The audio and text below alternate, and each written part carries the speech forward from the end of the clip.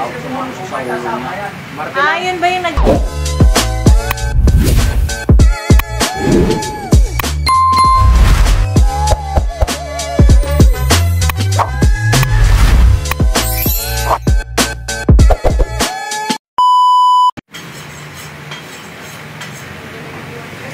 Oo, layo pala ng payo.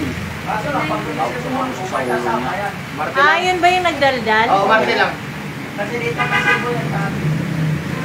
Sabi ko pa nga, hindi naman matang nakakaganda eh. Ah, natawanan pa nga kayo nun eh. Ayun. Ay, iniready na niya yung ano, na yung pulsa niya. Oo. 3 kilo yan? Oo. Ayun. Ah, bilis ng kamay. Oo, kaya pala ang bilis ng ano niya. Tapos sinanap niya sa'yo yung ano.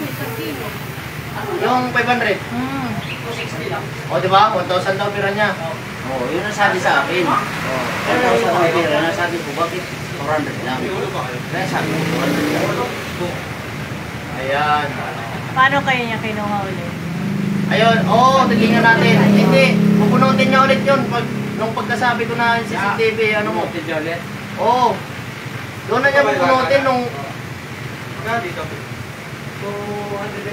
Sabi pa niya, bakit? Bakit ba? Nandito naman yung ano. Oh, nandito naman yung 500. May sukli lang ng ano, kasi 80 man lang bibili ko, sabi niya. Samantala, pumayag na siya ng 100. Kala niya makakalusot siya eh. Nandiyan pati si Bay, no?